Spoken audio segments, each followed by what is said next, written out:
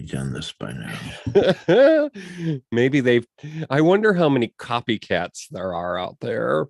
So it's we're doing the one ringy dingy, and when we hear our voices echoing, we Done are this by on the now. stream. Maybe we should be on the stream, folks. And they said that we are live in the chat room. Should we give it another minute or two just to see if someone comes straggling in? Just one more minute. Okay. And then we'll get to talking and do what we do. I'm going to get a sip of the old uh, tainted. No, not tainted. I don't want to say Oh tainted. no, it's tainted. It's tainted. my my inspiration water, let's call it that, because it's got coloring in it. This is Mhm. what mom says we shouldn't have had as children, because that red food dye just made you wild. Oh, yeah, that was a thing back in the day. Red dye number 2. And then it's either the yellow or the green is supposed to make men sterile. Oh yeah. And it also makes your teeth fall out too. But hey, Hmm. tis the magic of those beverages that the kiddos drink to stay up all night. Yep. All right. Well, I think we're gonna be inspired here. So Do it. good evening and welcome to the beautiful historical Marionette Theater. Tonight we're going to step back into the late 70s and we're going to discuss a TV movie. The plot thickens as the evening goes on. Please take your seats. The show is about to begin. And well, it is the third Friday of the month. So, of course, that can only mean one thing. And you're here at the Marionette, of course, just in time for that show about film and television trivia. We're right here in the balcony as Mr. Smiley and I have just crept in because, well, we thought the old man Winter was on his way out the door, but he's still got one foot in it. Oh, more than 1 foot. I mean, let's face it. It's only February 17th. We had a February thaw, but that's all. I know. I mean, it was such a thaw that I had my fall jacket out, and I was actually looking forward to not having to turn the heat on in my car on my lunch break. Right. Right. Well, I was at work and I said it. I don't deny it. I said, it's too hot. Yeah, I did. But I think that I personally jinxed this because not only did I have my fall jacket out, but I also turned my fan on at my desk. Now that was the nail in the coffin, I do believe. yeah, that'll do it. That'll do it. Well, we've just gotten back from the mid-Atlantic there to the north of Baltimore's, and we actually experienced 50-ish weather for a couple of days. So Yeah. maybe Yeah. that's why we're hemming and hawing, and we had a pretty good time.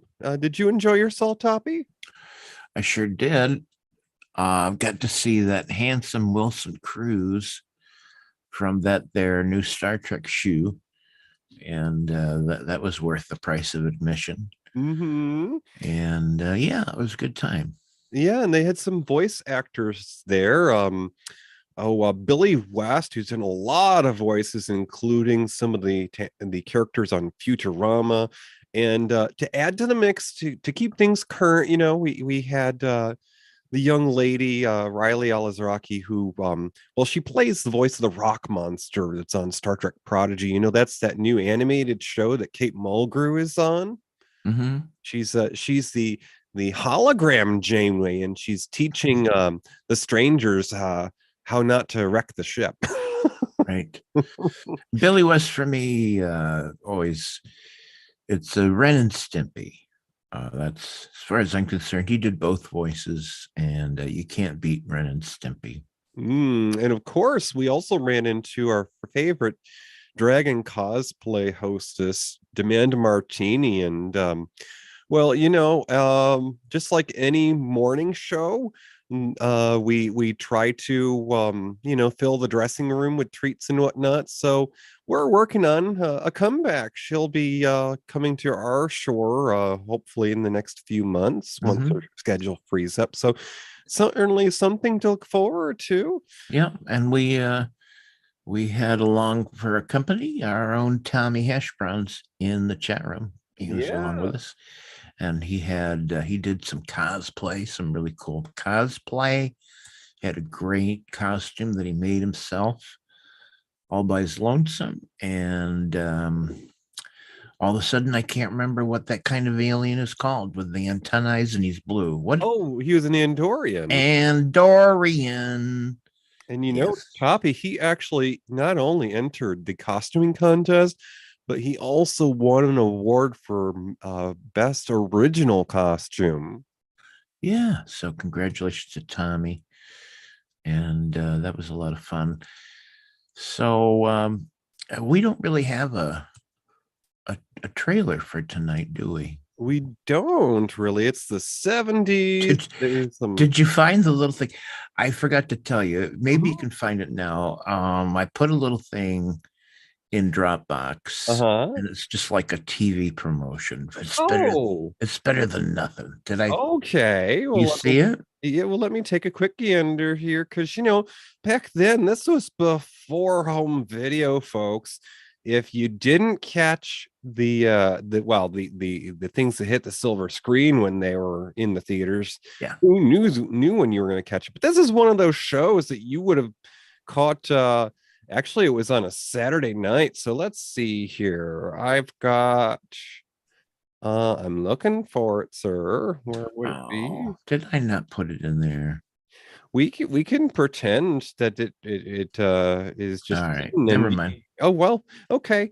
Anyways, it's the 70s, and I hear tell our senior showgirl was in the limelight of the socials, mixing up those drinks and catching an eye or two. Is she happen to be in the house tonight? Let me see.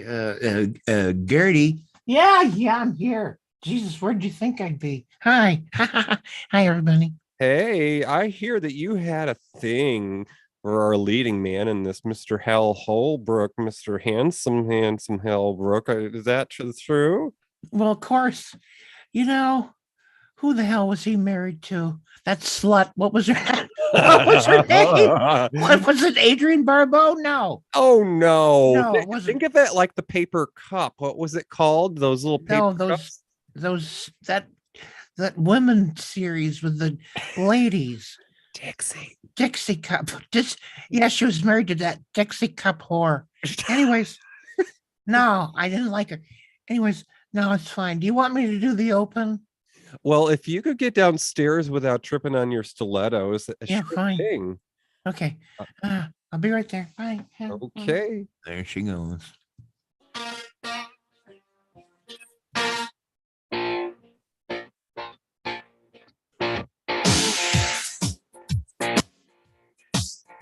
Arthur is a man who's become famous for reading people's minds. His appearances on TV and speaking engagements keeps him busy and away from home and his younger wife. Not long ago, he developed a heart condition, but she's not the only one who's become aware. They say misery loves company. Grab your favorite robe. Let's check the pockets. It's time for Murder by Natural Causes with Hal Holbrook and Catherine Ross. Take it away, fellas. Oopsie. Backwards. What do you get when you take a dash to the silver screen? A pinch of golden oldies and a smidgen of streaming. It's time for Matinee Minutia with your hosts DJ and Toppy. Ooh, 1979, Toppy. Wow. I'm not going to tell you where I was at the time, but it might have involved some of the shag carpet that was so prominent back in those days. Oh yeah. Oh yeah. My parents had the shag carpet. Um, in fact, that's what I laid on when I watched TV at the time. Because all kids, we none of us kids ever sat on a couch because them's were for the adults. Us kids laid on the floor to watch TV. Yeah, it's just how it was done. Yeah, it was before beanbags. Yeah, And before they outlawed advertising to children. right, right. But speaking of 1979, Mm-hmm. long time ago, what was going on in U.S. history back then? Alrighty, so 1979, folks, gonna put this into perspective. Way back in 79, a windstorm in western Washington state sank a half-mile section of the Hood Canal Bridge. Ooh, guess you're taking the alternate route to work. Ha! In February, a total solar eclipse occurred in North America. So Ooh. it was dark for a night or two. The A first night or two. I mean, it's a good thing this movie wasn't in theaters, because if it had come out right then, you would have had a hard time getting home. Anyways, the first fully functional space shuttle orbiter, Columbia, was delivered to Kennedy Space Center. Is that when it just got a ride on the top of a 747 or something? Is that what happened? Well, the first one couldn't go into space. That was the Enterprise. And then the Columbia that was built after it, because that was just the kick the tires and looking pretty model.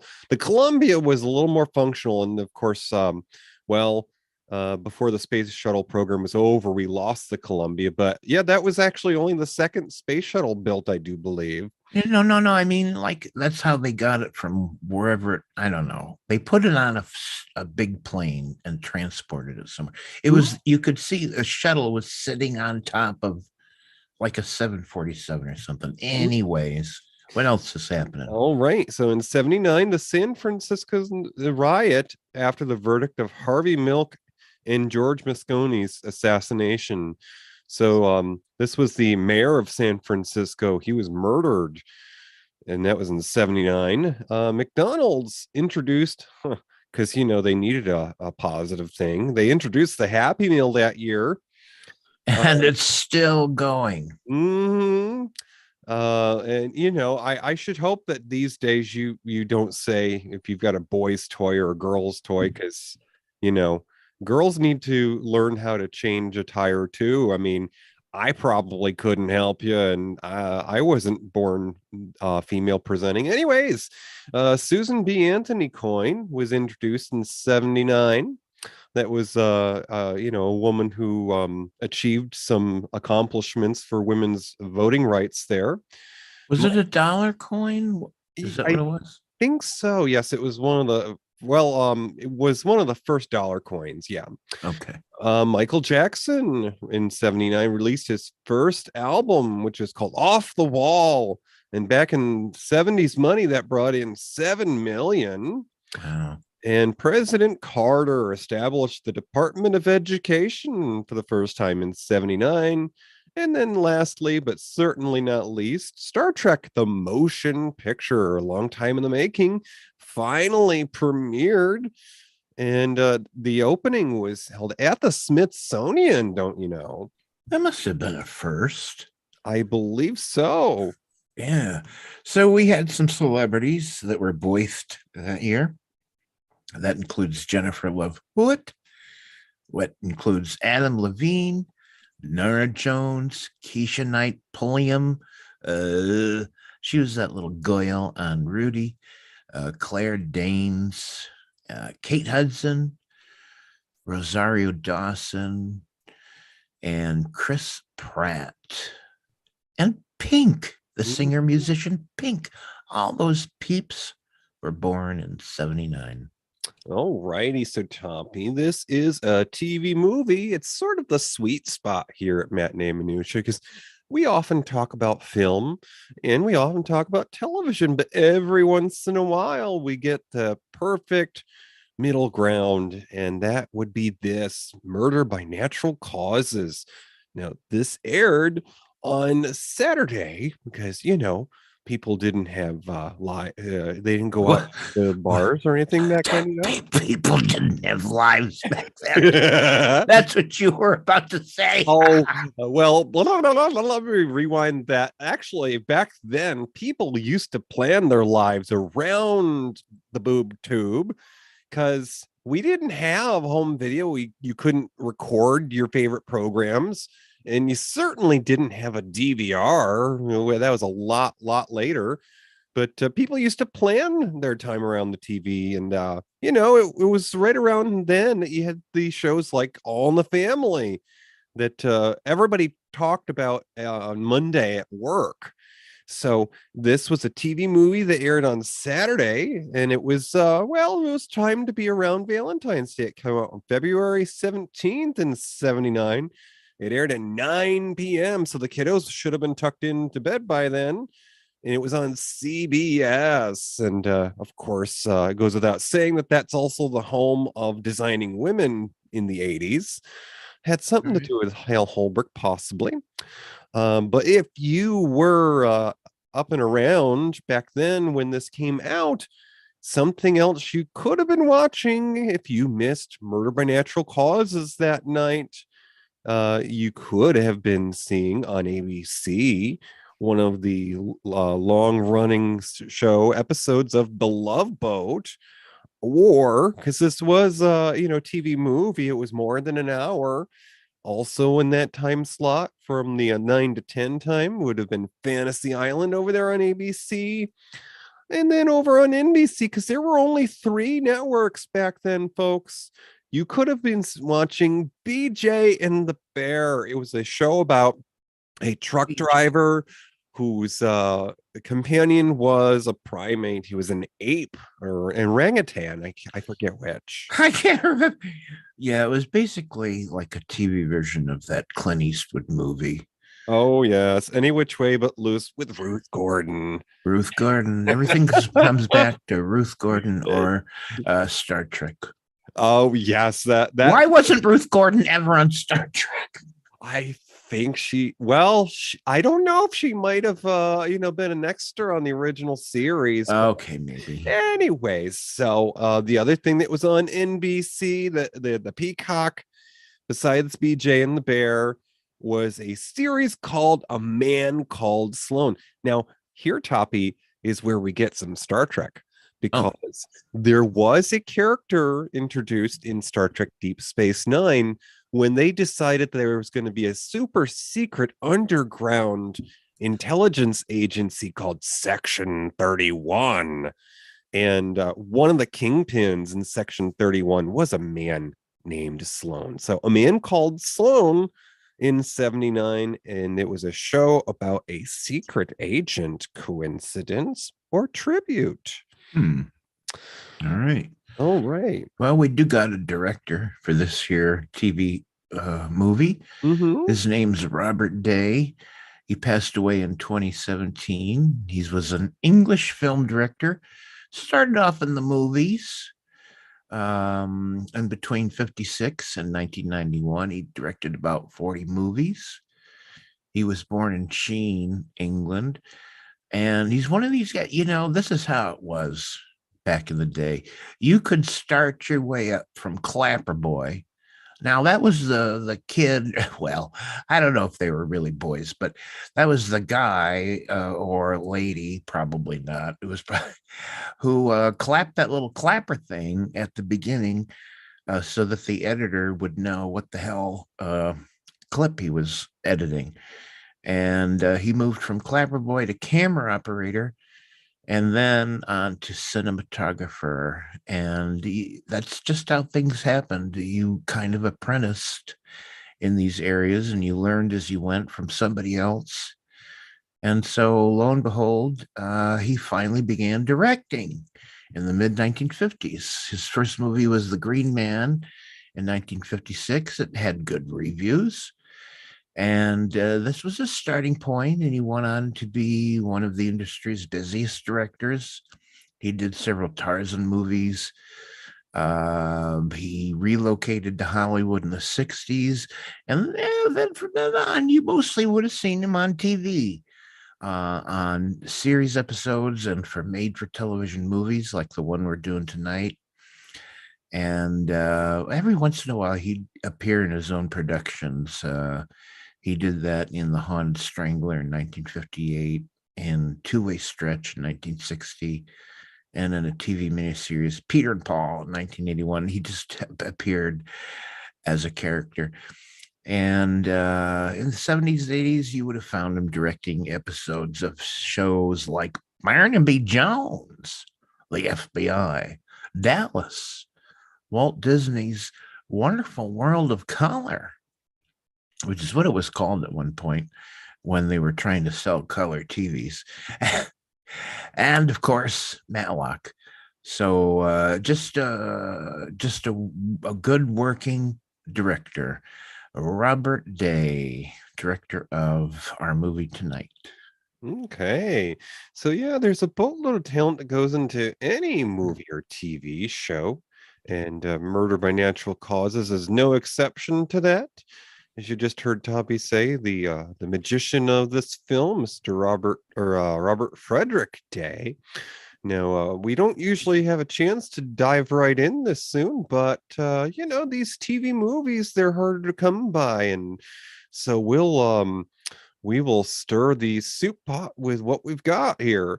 The first member of the cast, of course, is our leading man, Mr. Hal Holbrook. Now, he played Mr. Arthur Sinclair. He was the celebrity. He was the mind reader. He was the headliner when it came to the traveling appearances there. And Mr. Holbrook was born in Cleveland of the Buckeye State, Ohio. He was raised mostly in he was raised in Massachusetts by his paternal grandparents, a place called South Weymouth. And that's how they would pronounce it out there. Holbrook attended the Culver Academies. And during World War II, Holbrook served in the army in Newfoundland. That's that part of Canada that just touches Maine. And after the war, he attended Denison University, graduating in 1948. While at Denison, Holbrook's senior honors project concerned Mark Twain, so it tilted him towards the theater. And actually, it's interesting because Mark Twain would play a huge role in his life. It's interesting that it occurred way back then. Mm-hmm. So Holbrook often worked in theater before he dived into television work, but he also began working in television in the mid 1950s. Now, his first recurring role was in CBS on a daytime drama, what we call soap operas in that genre. And it ran from 54 to 62. This was something called The Brighter Day. You want to know something? I can't picture a young Hal Holbrook, because to me, he's looked and sounded the same since I first saw him. I know he aged, but I've certainly never seen him in anything older than a 70s production. I don't know what he looked or sounded like as a young man. I'd love to know. So this series, The Brighter Day, revolved around Reverend Richard Dennis and his 4 children, Althea, Patsy, Babby, and Grayling. So it was actually the first soap opera to air on network television. Wow. With this caveat, with an explicitly religious theme. So, okay, I'm sure there are a few folks out there who are big fans of this because it was a first of its time. And another soap opera that was created by Phillips, the creator of The Brighter Day, was The Guiding Light. Yeah, we've all heard of that one. Yeah, now that originally in the early days had a religious theme, when it started off in life as a radio show. But once it jumped to the television, the old tube, it dropped that. So anyways, so by the time Murder by Natural Causes was produced in 79, Holbrook had appeared in 24, not just 2 or 3 or 4, not even a dozen, 24. Okay, I'm going to have 2 boxes of donuts, 24 television programs, including 11 series and 10 TV movies. So, yeah, he was Mr. Made for TV movie guy. oh goodness, he was at Craft Services and they said, "Hey, we got a job for you." Just prior to Murder, he appeared in the 77 TV movie of Our Town. Many of you might have heard of this if you're into theater. It was by a playwright named Thornton Wilder, and it was the story of the fictional American small town of Grover's Corners between 1901 and 1913. So those days well before Prohibition, and many years later, of course, the Depression, but the early days of the 20th century, through the everyday lives of its citizens. And in 77, which was just a couple of years before the TV movie we're talking about, Albert Holbrook was in a film called Capricorn 1. Now, it's no secret that there are a lot of people who think that the moon landing was fake. Well, they decided to do one better. Capricorn 1 is a movie that was made with Elliot Gould and James Brolin about faking a landing on Mars. Because no, the moon. No, everything I read said Mars. No. It was the moon. Okay. Capricorn 1 was about fake landing on the moon. In the years that would follow, Holbrook would appear in 6 films, including Natural Enemies in 79 with Miss Louise Fletcher, of course, from One Flew Over the Cuckoo's Nest. And that was about a man that plots to kill his wife and children and sought advice by disguising his plan as a fictional story for his business. So, you're asking for a friend. That's how he put it. It's no, I don't want to know about this. It's for a friend. Oh, but I take it back. It must have been Mars because we'd already landed on the moon, and it wouldn't have made sense to do a fake landing on the moon, even though that was a thing. So you're right. It must have been Mars. It was an exaggeration on that. Yeah. So in 83, so just a handful of years after Murder by Natural Causes, Holbrook was in a film called The Star Chamber. Now, this is a important film for its time. It starred Mr. Michael Douglas, and the story was frustrated with the legal system gone haywire. A secret society of judges hires hitmen to snuff out criminals who escape courtroom justice. But one young judge questions the ethics of their vigilante system. The Star Chamber in 83.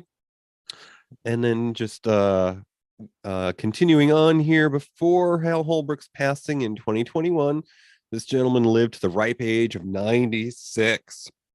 Yeah. He had 133 acting credits, and his most recent work before his passing was in the FX series Sons of Anarchy, which was about a motorcycle gang. He had 4 appearances in that. And of course, as we all know, he was married to the fabulous star of television and theater, Dixie Carter, for 26 years. Nice. And sadly, she passed away in 2010, so he survived her by more than a decade. So I want to say, wasn't he Deep Throat in All the President's Men with Dustin Hoffman and Robert Redford?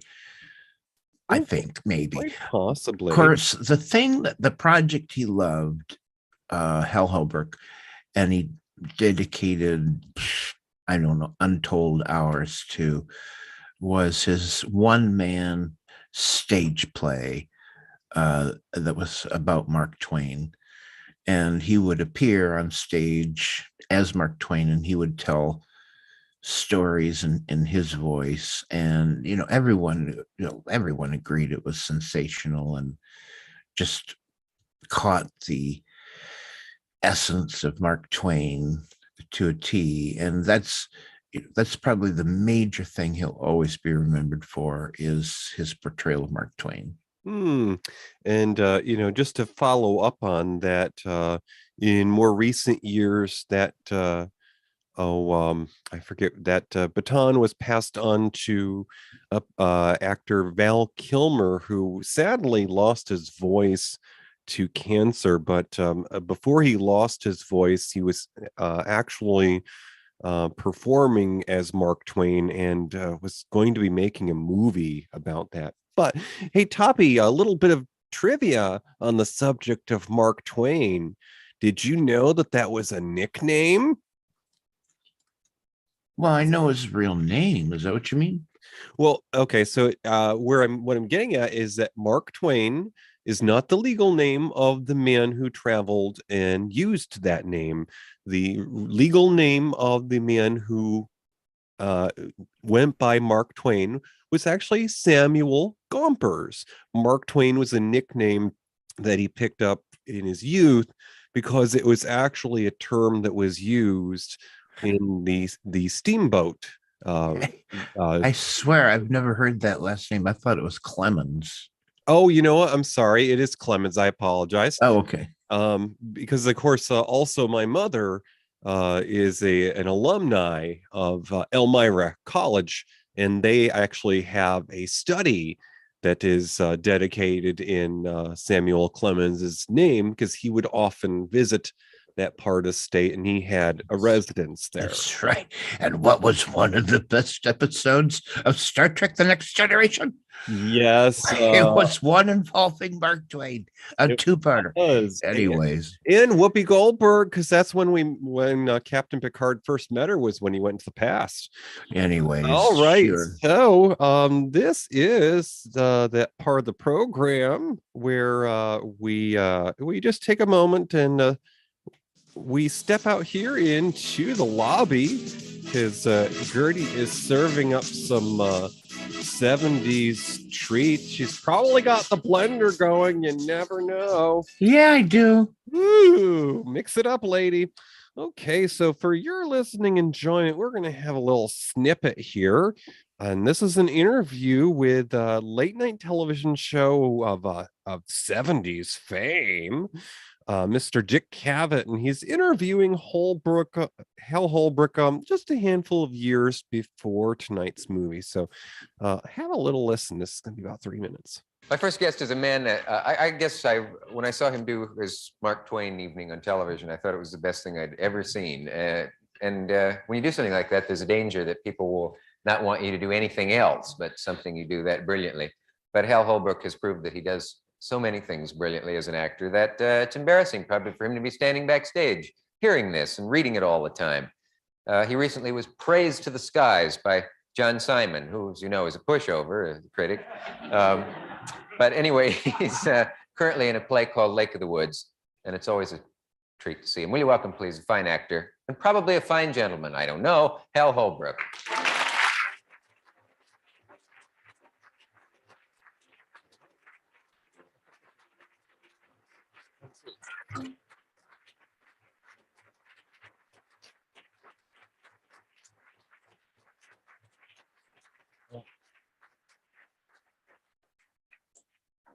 I can't help noticing the first thing about you is that your face looks like mine feels. Do you keep a slight growth for the play? Yeah, I do. I have to. I'm playing a guy who's on vacation, and it's in the evening. So of course he hasn't had time to shave. So I let about 2 days growth of beard go by. How do you keep it? My little daughter won't kiss me anymore. She won't? I have to wait for Sunday and shave it off, then I get kissed. Just for a kiss? Yeah. Well, how do you keep it that length? It seems like you use a bad razor on it, or how do you? Well, I use a kind of a shaky hand with an electric razor and try to take the tops off, So. Yeah. What if you accidentally?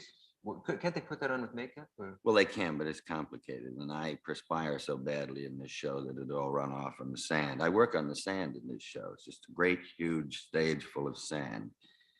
I think that'd be a little rough. It is, yeah, it is. Why does it have to be a stage full of sand? Well, it takes place on a deck. There are 2 plays involved. Yeah. I'm not in the first one. There's a play that runs around 40 minutes called Fingernails Blue as Flowers, and then our play is called Lake of the Woods. Runs about an hour and a half. And the first play takes place on a beach in Jamaica, and the second play takes place on a desert.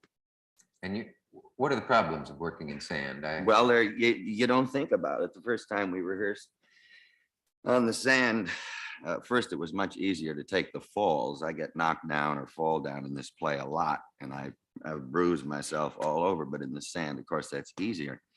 But then if you get too close to the edge of the stage, I have to run a lot in this play. The guy kind of has a nightmare and runs. Mm-hmm. You kick sand in the audience's eyes, so you have to be very careful about that. When you fall, you have to be careful not to get your face in it, and then if some other actor is working with you, like I'm lying down in the sand in one place, kind of out of it, and this actor comes running in, and the first time he did it, he stopped and kicked in the sand, when I just turned in time. Also, I use a cigar for 2 acts in this show.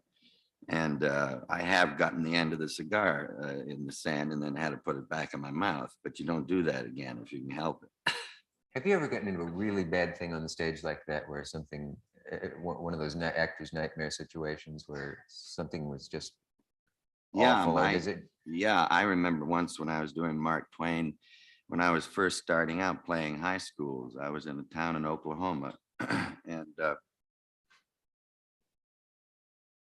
this was when I was doing a 2-person show. There was my first wife and I doing, wasn't a solo. Mm-hmm. It was that interview thing. And we started getting tremendous laughter, much more laughter right in the beginning of the sketch than we'd ever had before. And I knew after a while that it had to have something to do with something else besides what we were saying. Oh boy, what a feeling. And after a while, I thought, my gosh, did I leave my fly open? After a while, I bet you thought it very quickly. Well, pretty soon and then I thought, now what am I going to do if I look down and it is open? Yes. Then this whole show is going to stop for 5 minutes. Do you also think, how would Mark Twain handle this? Yeah. Right. I have to think of it. And so finally, I did look down, and there it was, wide open. Oopsie.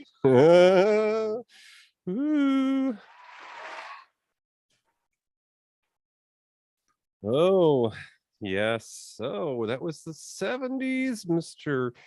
Hal Holbrook. Because, this was a TV movie and they didn't really go around touring the talk shows about these things. They just sort of did ads for them, and you had to be waiting for Saturday night to see it on CBS. Right. So we'll talk about his co-star, Catherine Ross.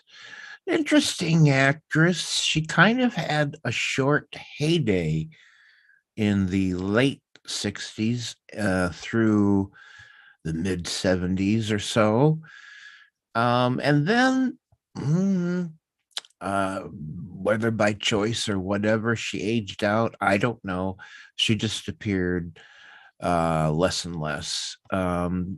She's still around, still alive. But she has done much more recent work, but she's fixed to the 60s and 70s with her roles for which she's well known, and she had an Academy Award nomination. She got a BAFTA award. She had 2 Golden Globe Awards. A native of Los Angeles, she spent most of her early life in the San Francisco Bay Area. She joined the Actors Workshop in San Francisco, and that's where she began acting and appearing in theatrical productions. But she made her film debut in the Civil War themed drama Shenandoah.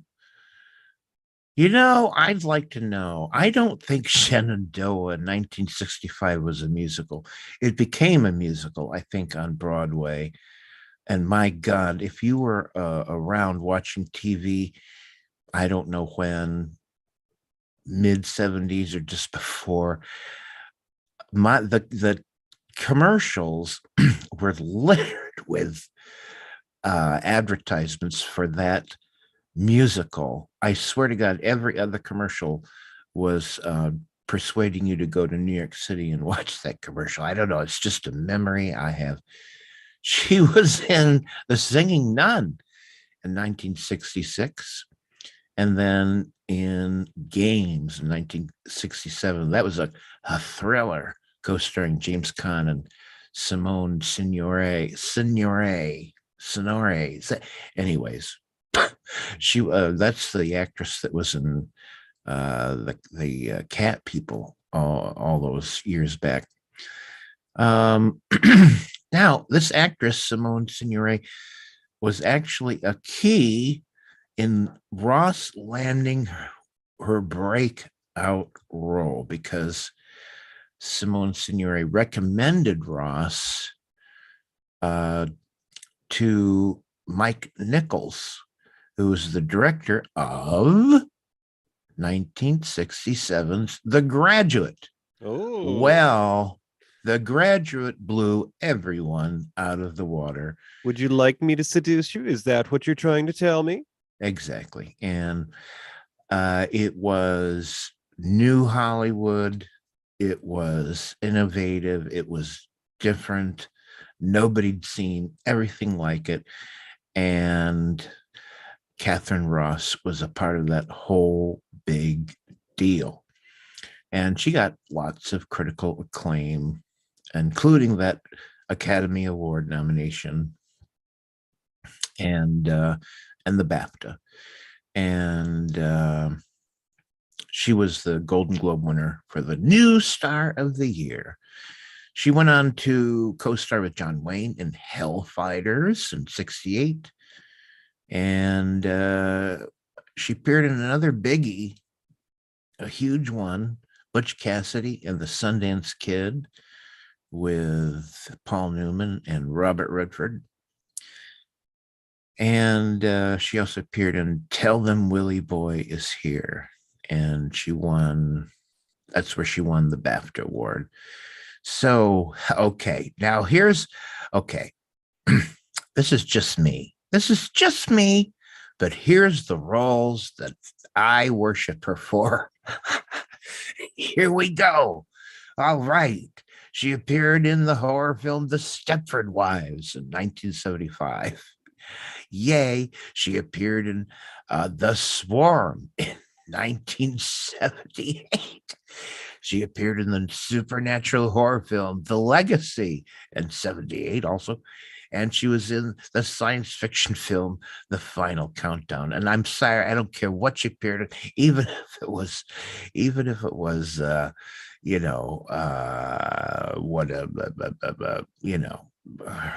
other role that she was groundbreaking. I'm sorry. Those are the movies I'll remember for, especially The Swarm. No, just kidding. It was The Legacy. Anyways, so in the 1980s, we saw her some more. She was in Murder in Texas. She was in The Shadow Riders. And she even appeared on the network series The Colbys from 85 to 87. Colby's was a spinoff from Dynasty, and it was kind of weird. All right, all I know is in the Colbys, aliens kidnap someone. Okay, so I don't know what to say. Anyways, she kind of went into retirement in the 90s, but she did a return in a supporting part in this cult film known as Donnie Darko in 2001. And she did some voice work. She was in the animated comedy series American Dad. And in 2017, this might be her most latest work. She was in the comedy drama The Hero opposite her husband, Sam Elliott. So that's Catherine Ross. Okay, so Catherine Ross, of course, she was the younger wife to Mr. Hal Holbrook's mind reader character. Now we're going to talk about the young man, the other man. And this is the guy that wore his bathrobe when he was out on the road. Mr. Barry Bostwick played Gil Weston. And Mr. Bostwick was born in California, and most of you will know him from being Brad on the Rocky Horror Picture Show. Yeah, I was chatting with Tommy Hash Browns in the chat room, and I said, I wouldn't have known that was Barry Bostwick unless his name was in the titles. Now, would you have recognized him? I think he was. I mean, everyone knows him from Rocky Horror Picture Show, but he had glasses, and I don't know. I just never would have recognized him. Well, Tommy says I'm an asshole or something. No, he says that I should have recognized him, but I didn't. Well, his character in Rocky Horror is quite a bit different, only in that he's kind of neat and tidy, and he's what you would have called in the 70s a yuppie, because he was a sellout who got a paycheck, and he was wearing a suit and tie. And so that was your impression of him, is that he was the neat and tidy suit wearing man that Janet had taken to the altar, and life was going to be happy because they were going to live the happy white picket fence dream. Right. And I thought, well, he's so much older in Murder by Natural Causes, but really that wasn't made all that long after. So it's not even that. I just don't know. Well, I don't recognize him. We did have regular gas then, so there was lead. We don't know. It was from a time where I was too young to know, but we might not have outlawed asbestos as much. There was a lot of bad things in the air back then, and could have included the hairspray that Mr. Bostwick was wearing in this film. But anyways, Barry Bostwick was born in good old California, the Golden Coast. He and his elder brother Peter, so what else would you call your brother Peter, used to put on musicals and puppet shows for the neighborhood kids. So they Yes. No. It's just what I did, but he had a vivid imagination. Okay. Barry attended San Diego's United States International University's School for Performing Arts in 1967. I think they probably shortened the name later, and switched from music to drama during the course of his studies. Now, he worked occasionally as a circus performer because, when that calliope music comes a calling, which would come in handy on the musical stage down the line. He subsequently moved to good old Big Apple, New York, and attended the Graduate School of Arts and Sciences at NYU, and that's New York University for you non-locals. He made his stage debut at 22 in a production of Take Her, She's Mine. And Barry performed in a number of non-musical roles in such productions as, of course, because it's, War and Peace, it wouldn't be a musical. Wouldn't that be weird if someone made a musical of War and Peace? Maybe they'll do that. We could do it with Lady Gaga, maybe. Okay, it's bound to happen. By the way, trademark, copyright, hashtag. That's our idea. And in 1968, now also in 1968, the misanthropy, something or other. Misanthrope. Okay.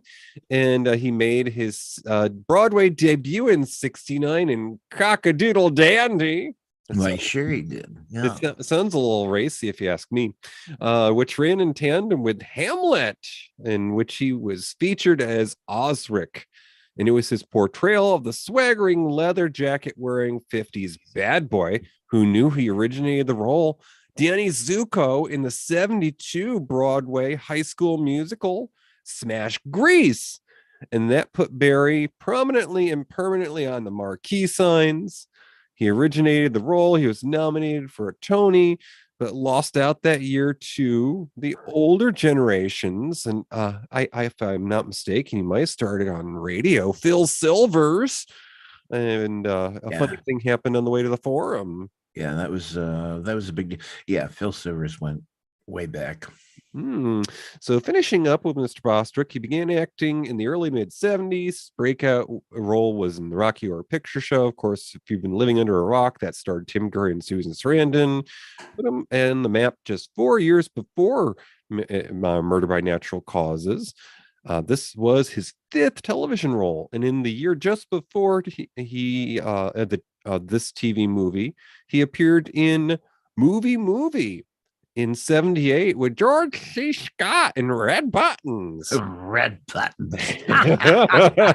It was about 3 movie genres of the 30s, which included boxing films, World War I aviation drama, and backstage Broadway musicals. So it was a medley of spoofs and satirized under the same cast for all 3 vignettes.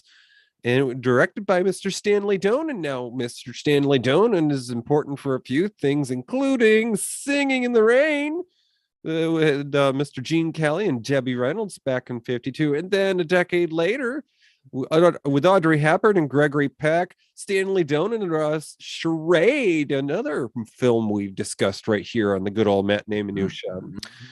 Now, in the 5 years it would follow Murder by Natural Causes, Bostwick would appear in more than a dozen television programs, including a guest appearance on Hawaii Five-O.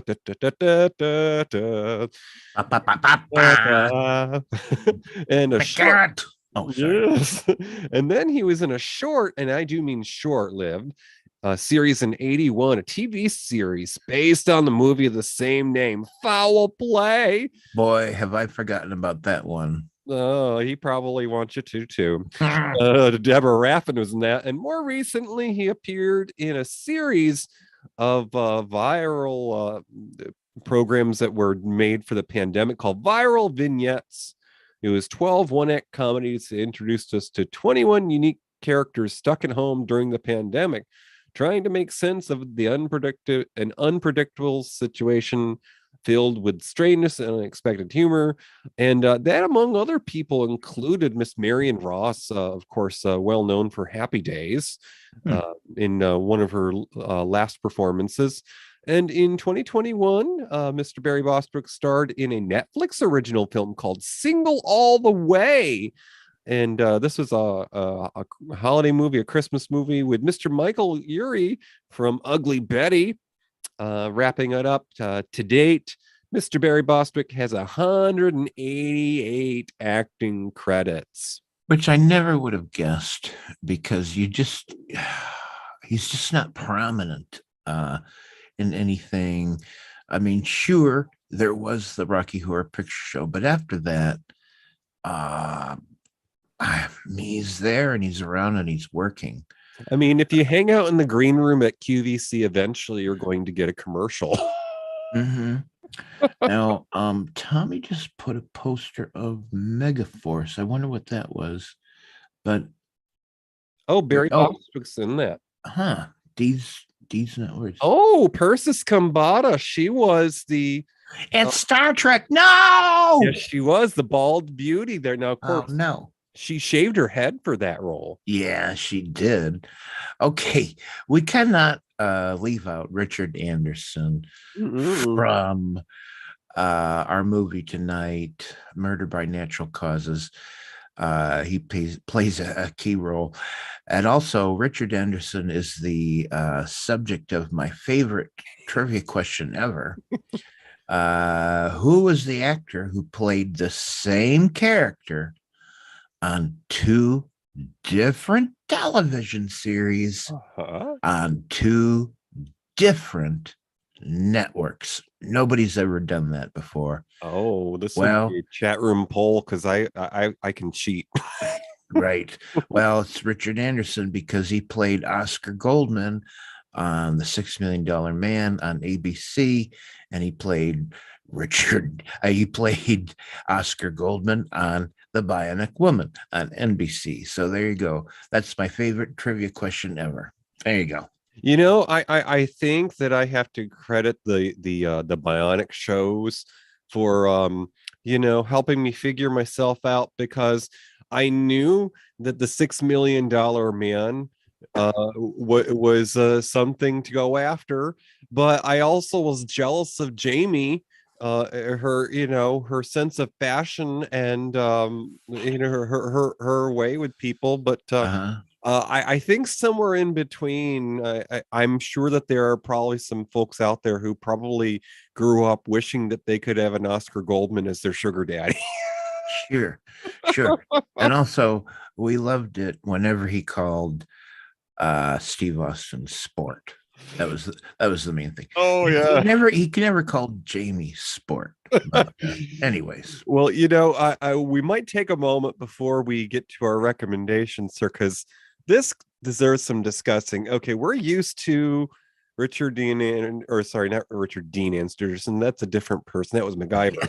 Richard Anderson playing the sort of wholesome GI government guy, and here he is here in Murder by Natural Causes. Now, if you haven't caught this film, do have a look-see out there because it's easily gotten. A lot of these TV movies were never put on home video, so they're not quick to yank them down. But Mr. Richard Anderson plays a guy who's supposed to be a long trusted friend. Isn't he the attorney of the leading man? Mm-hmm. And when the cat's away. Right. Well, that was the interesting thing about this TV movies is that at the end of the day, there's nobody really likable. I mean, sure, okay, we're rooting for Hal Holbrook to somehow make it through this thing, but really, isn't he quite devious? He could have done a lot of things, but he went for the long game in this movie to basically give it to his enemies, and in a way that well, it's devious. That's what it is. And all of the characters in this movie are not very likable, and they're all devious. And I think that's just an interesting thing about this movie. I think the only person who could truly be innocent is the housekeeper, because she was given the night off. Wouldn't it have been funny if she crept onto the stage at the end and just somehow said, "No, I'm the one," and shot everybody? I don't know. That would have been. I don't like any of you. You slighted my paycheck. Talk about a twist ending. That's what she should have done. She should have just. I bet you there's some version of the story that involves her poisoning dinner. Right. But I'm not sure if you're aware of this, Toppy, but in later years, this story was actually developed into a stage play. No kidding. Yeah, I did not know that, but it would make a great stage play, of course. I did some looking for clips, and I kept running into short things, and that happens when you have a community theater type of thing. They'll promote whatever is going on at the high school or whatever, and there has been at least one or two productions of this as a play. Now, I don't know about you, Toppy. I know that we're a few years apart when it comes to our graduation caps and gowns, but did you have any idea that the technology was there in 1979, that a heart patient could basically phone it in and have the doctor check on their pulse? Well, I'm quite sure that movie was the first time I ever saw that done. Mm-hmm. And I don't think they made that up. I think that technology was there at the time. Of course, he didn't hook up to the internet or anything. He made a direct call to some service. And that was their job, was to, listen in. But yeah, I mean, I never saw that before. And this was a movie that I did see when it aired. Mm-hmm. And I saw it that one time, and just, I don't know why, I always remembered it. I never forgot it. And I thought I wanted it to be on our little shoe. Mhm. And then I saw it for the second time this past week. And well, I mean, it wasn't quite as good as my memory, but it was still good. It's a decent, it's not a mystery so much as just a crime drama, but Mhm. there's enough twists and turns that it's still rewarding to see, and I think it's a lot of fun. So if nobody's seen it, just go to YouTube, watch it for free. Oh, and it's just fun because there are some twists and turns, as you said, and well, it's a minor spoiler, but really no detail. You find out that someone is a double crosser in this story. Well, there's a lot of double crossing in this Now, this movie. so I think that possibly that technology is something that it probably wasn't attainable for the everyday person, but certainly because this man was making a living with appearances and whatnot, and he had a nice house. You can't deny that. That's probably what afforded him that luxury. Is that I think you're right. I think you're right. This is not something that just anybody could have. I think you're right. You would have, this would have been a service you would have paid a lot of money for. By the way, I love the beginning of this movie because Hal Holbrook makes an appearance on a show that's obviously the Tonight Show. They don't say that, but there's this bimbo actress that's going on about whatever she's doing, before he appears as the mind reader.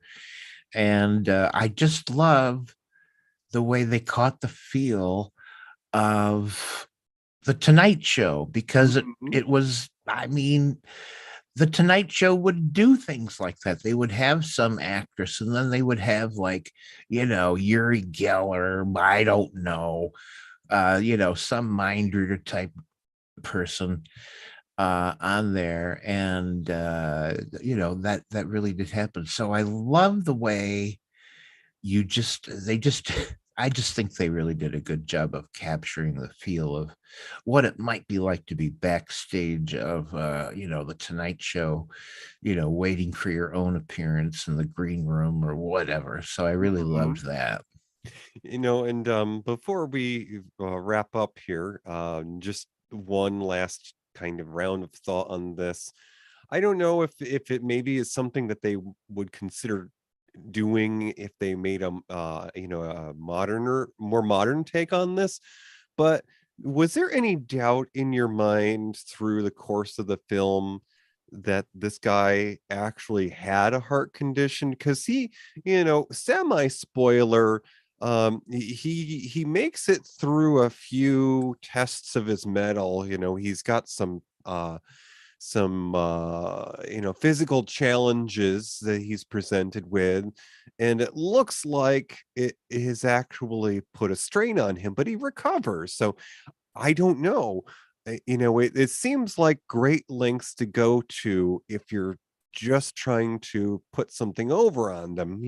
Oh, poor me, I've got a heart condition. If he doesn't have one, he paid a pretty penny to fake it pretty good. Okay, so I think he did have a heart problem at one time, and then he just got on it, and he says that he'd been exercising and doing push-ups and things, so that when the story take place, it's several years past his coronary, and he's actually probably in better health than he's ever been.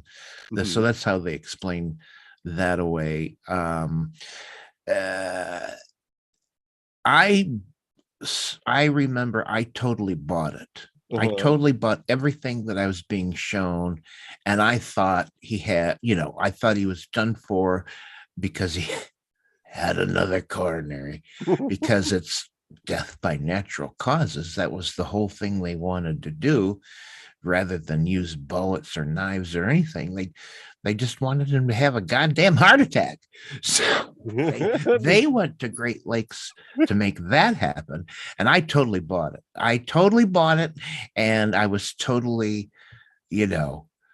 surprised by all the twists. Oh, and I think that probably the most, not ridiculous, but the most fantastic moment in the film before the attempts are made is when the wife explains how they're going to try to scare him by using blanks. Well, yeah. I mean, it's bad enough that someone's going to make an attempt on your life and is bothered to have a gun handy, but we're just gonna let your broken ticker finish the job for us. We just have to put you up to the edge and you're gonna fall on your own. Right. And the whole idea was to manipulate Hal Holbrook into getting the gun and shooting the guy with a blank. And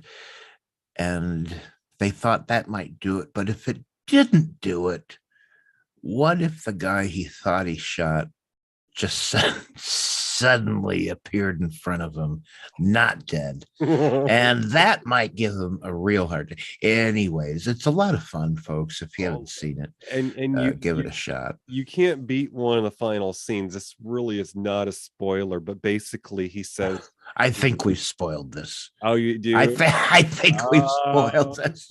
I think people know once you get past intermission, you got to decide if you're going to keep listening. But I mean, all I was going to say is, you could see the ending without watching the rest. And it's just really fun to see Hal Holbrook look kind of at the camera. And it's like, he's the, the mentalist, he's the mind reader. And he's saying, it's your turn. Try to read my mind. Right. What do you think I'm going to do? Why don't you read my mind? Do you feel lucky, punk? Yeah. And he's pointing a gun that apparently is truly loaded at Catherine Ross. So a lot of fun. DJ, this remind you of anything you come up with that you'd recommend if people like this movie?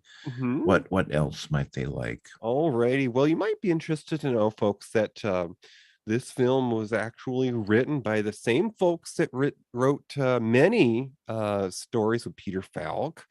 About the decade before, there was a TV movie that inspired a series that we'll get to in a little bit. Prescription Murder starred Peter Falk, Catherine Justice, and Gene Barry, and that was about a psychiatrist who uses a patient he's having an affair with to help him kill his wife. But his perfect alibi may come apart at the hands of a seemingly befuddled LAPD lieutenant. Prescription Murder from 68, something else you might enjoy if you like Murder by Natural Causes. That's right. And Peter Falk starred in that as the character of Columbo. And that's my recommendation, is any episode of Columbo. Because the team that wrote our movie tonight, Richard Levinson and William Link, this is what I think happened. I think they were writing for Columbo. Columbo was well established by 79. And I think they somehow came up with this idea for a movie, and they said, it's just not working for Columbo. Just not working. I don't know how we can do it. And then I think they said, this is so good, to hell with it. Let's make it its own movie. I think that's probably what happened. Yeah, and who knows, if you watch a few episodes of Columbo, you might actually even see the house that Murder by Natural Causes was filmed in, because back then they just rented the house out for the weekend to shoot an episode. Well, yeah, that happened a lot. So there you go. A lot of fun, folks. Catch it if you can on YouTube. All righty. So this is the third Friday of the month, which means the next time we're going to get together will be the first Friday of the month. And that's going to be over there on March 3rd. So, Toppy, the Marionette Theater has had many things that's gone through these doors, including there was once a magic act. Can you hand me that bag of coins so we can figure out what's coming up next? I shall hand you the bag of coins. All right, put that in the slot. That's what she said. No. Ooh, a capsule came out. Let me open it here. All right, next time on That Name Minutia. Well, we've just had the passing of actress Raquel Welch, and we thought we'd do something that had her in it. And I really rolled around and tried to select a Raquel Welch movie that I thought was really good. And well, the problem is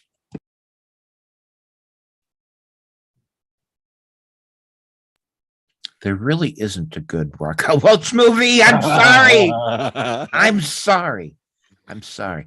The fact is, she was in a handful of movies, not a ton, really. And as far as I'm concerned, I'm sorry, none of them are all that great. What Raquel Welch was a beauty and a sex symbol of her time. That's what she's known for.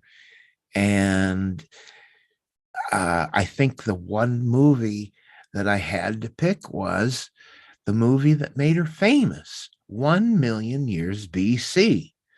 And it's a British Hammer film production, and it stars Raquel Welch, John Richardson, and there she is in that fur bikini that she had a photo taken of that became a poster that was put up on the walls of everybody. Anyways, it made her a sensation.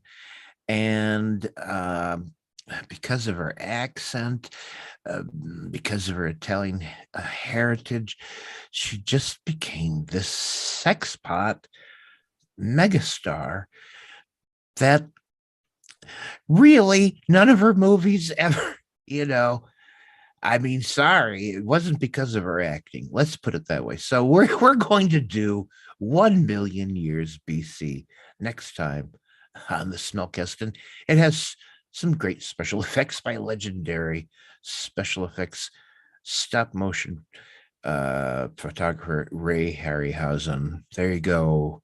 1,000,000 Years BC next time. On what show? Matinee Minutia. Did you hit your head, sir? I know. That's not what you said a moment ago. But what did I say? You said your show. I said your show. Oh, anyways, whatever. I don't know. You said Smellcast. Oh, did I? Oh, you sure did. But that's did okay. I? That's funny. That's funny. That's funny. Well, I do another little show called the Smellcast. Okay, so we'll end this in a sec here, but I want to draw a parallel. I don't know for sure, but I have a theory. So Raquel Welch in that movie that we're doing next here, what was it, 1,000,000 Years BC? Yeah. Okay, there was a movie in 81, which of course stars sitcom 80s favorite Shelley Long. And it was called Caveman.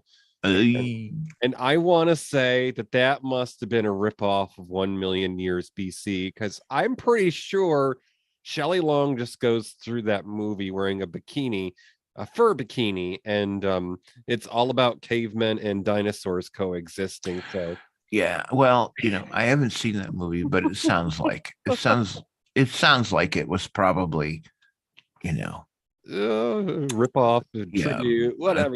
Yeah. Right. Okay. Well, if we're ready for Gertie to catch her bus, would you say goodnight in the ways of the old days of radio? Good night, Gracie. Thank you for listening to Matinee Minutia. Our show streams live on the first and third Friday of the month. Go to univospods.net. Click the tower for audio. Enter Discord for chat. You can find our show anywhere you listen to podcasts. Visit our webpage at matineeminutia.com. Tweet us on Twitter at Matinee Minutia. Find our group on Facebook. Have an idea for a show? Or why not let us know how we're doing? Email us at matineeminutia@gmail.com. Oh, and we almost left without saying who was in the chat room. So I'm looking over the balcony as people pick up their snacks and treats, and while making sure the popcorn didn't spill. Yeah, thanks for doing that, DJ.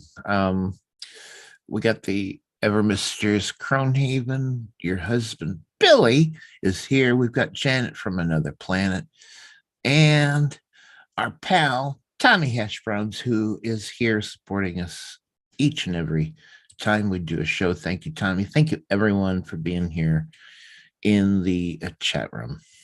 Okay, and if you can't drink responsibly, be a designated driver. I don't know. What? Okay. Joe's Gone Wild with Matt and Tom. Speak up. The Smellcast by Tommy Smelly. Be heard. Tastes like burning with Tim and James. Unique voices in podcasting. The Shy Life Podcast with me, Paul the Shy Yeti. Univazpods.net. Okay, taking us off the stream.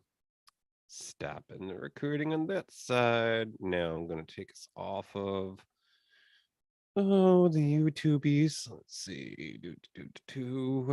Oh God, it got it. Stop. Okay, come on, stop recording.